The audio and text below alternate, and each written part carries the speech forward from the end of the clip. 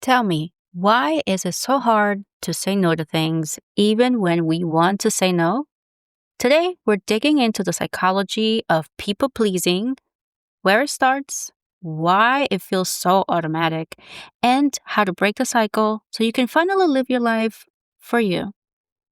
All right, welcome back to the Manilor podcast. Today, we're talking about people pleasing. Not that cute, I just like to be nice kind, but that real draining, boundary blurring version that leaves you exhausted, resentful, and oftentimes disconnected from yourself. By the end, you're going to understand exactly why people pleasing happens, where it comes from, and most importantly, how to heal from it. People pleasing is not a personality trait. It's actually more of a survival strategy. And in psychology, it is linked to what they call the fawn response. And it is one of the lesser known trauma responses alongside fight, flight, and freeze.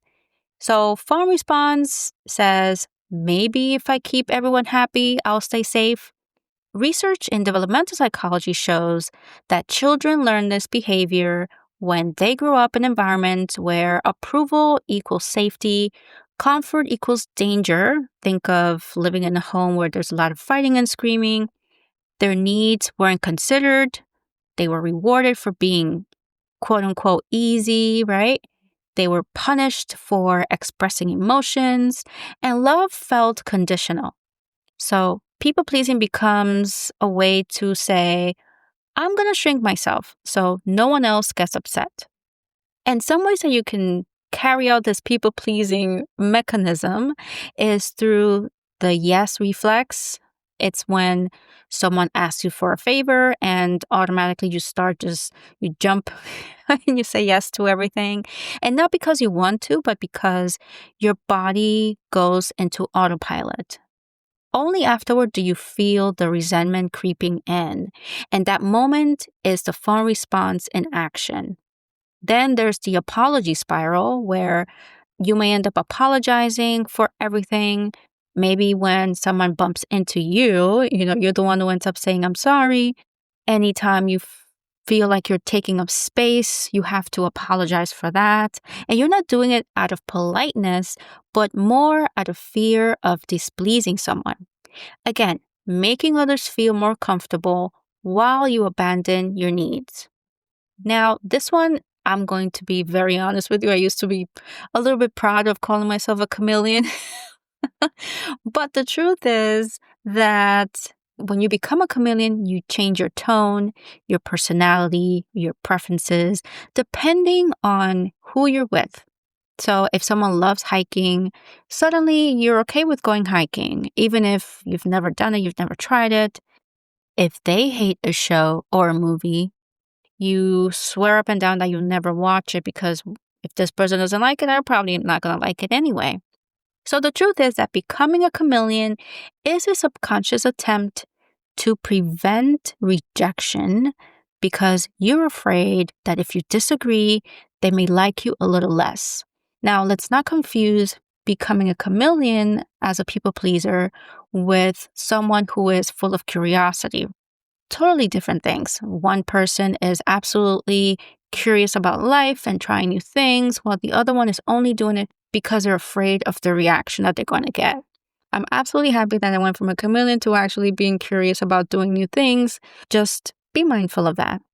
Now, there's also emotional hosting, and it is when you monitor everyone's emotions like you're the host at a party. And when you think of a party, if you're hosting, you bring people over at your house or wherever you live, you want to make sure everybody's happy and properly accommodated. So you make sure that they have enough drinks, that the food is warm, that the temperature is at the right setting, that you're playing the right music, all of these little things. So when you think of feelings, you scan for tension, anger, and disappointment. You try to fix everyone's feelings, even when they're not your responsibility. And this usually happens in kids who had to manage their parents' emotions. So how do you become a people pleaser? Well, during childhood, children learn that their feelings create problems. They learn to erase themselves. They become experts in reading others, especially when you're in a home where you're dealing or you've dealt with childhood emotional neglect. They become experts in reading others, understanding patterns and cues, while becoming strangers to themselves in order to keep others in their good graces. This also happens when you are from an overly demanding family. If love was conditional on behavior, being responsible, being quiet, right? Avoiding ruffling feathers, being helpful, helping your parents with appointments and being impressive with your achievements, accolades. People pleasing ends up becoming that identity in a family dynamic. You can also be an anxiously attached person who has fear of rejection, so you tend to overgive as a result. You ask yourself, am I giving enough? Are they going to leave if I don't? Avoidantly attached people, on the other hand, tend to people please by overfunctioning to maintain distance.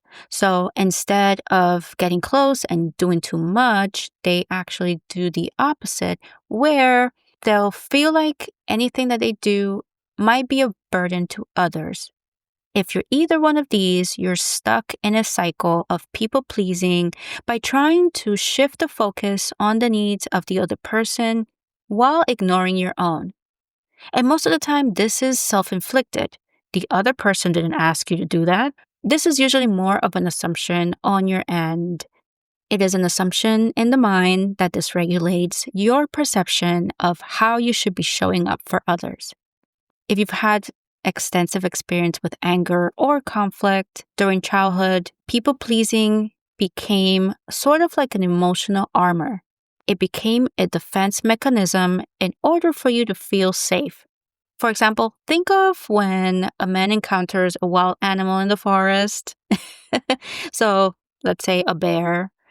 They're often advised to remain calm, to not engage, to become almost invisible. So the same applies with conflict. You may shut down or even disassociate altogether so that you don't have to deal with the chaos. And of course, there's the problem of having low sense of self-worth, which is also shaped by early experiences. So if you were praised for being quote unquote good, but were never seen as being human, your worth becomes tied to how useful you are to others. And I think a lot of us could relate to that. Now, here is how you can learn people pleasing. And it's not by becoming selfish. You have to learn to rebuild your internal safety. People pleasing is a nervous system pattern. So to break it, you have to rebuild a sense of safety inside of yourself. You have to try deep breathing before actually saying yes or no. You can try grounding exercises. You can also remind yourself that I'm safe even if someone is disappointed. You may also try practicing micro boundaries. You don't need to start by saying, hey, hell no, hell to the no. You can say, hey, let me get back to you, or I need a moment to think. You can even say, I'm not available today. We can try another time. Delay first, boundaries second, and you'll notice your confidence grow naturally. You may also try reconnecting with your preferences. So something that I definitely recommend you do is to get a piece of paper, write down all of the things that you actually enjoy doing, even if no one else approves. And the goal is to rebuild self-identity because that's how you're going to start healing. You may also need to start or stop, I guess, apologizing when you don't need to. So instead of saying, I'm sorry, you can say, thank you for your patience. Instead of saying, I'm sorry, you can say, excuse me. Instead of saying, I'm sorry, you can say, here's what I need. And again, by you changing the way that you perceive your communication, it will eventually rewire your relationship with yourself. Something else you can do is observe your automatic yes moments. Are you one of those people who is always saying yes to everything? Well, next time you feel the impulse to say yes, ask yourself, do I really want to say yes? Does this align with what I want? Or am I afraid of disappointing someone? Again, awareness interrupts the pattern. And lastly, this might sound weird, but research on boundaries shows that healing happens when you realize that people are going to love you anyway. The people that are meant to be in your life, they're not going to abandon you for being human. Try saying, I can't make it tonight, or I'm tired, or I don't agree. Your nervous system will recalibrate little by little, and in turn, you will start to gain more confidence in understanding that the right people are going to be and stand by you anyway. Now, something I do recommend, if this is something that you feel is keeping you absolutely stuck, please consider working with a professional so they can help you rebuild your sense of identity. It is very important to understand where this is coming from, how much it is affecting you, and start working on it, because a lot of times we're not necessarily living the life that we want to live because we are so worried about what other people will think. We're afraid of being our goofy selves. We're afraid of being uncomfortable to someone else, right? Because we like certain things or we want to do certain things. It doesn't matter. At the end of the day, you have to stop and think about what it is that you want. People pleasing isn't necessarily kindness. It is self-abandonment dressed as generosity. But the moment that you stop abandoning yourself, something amazing happens.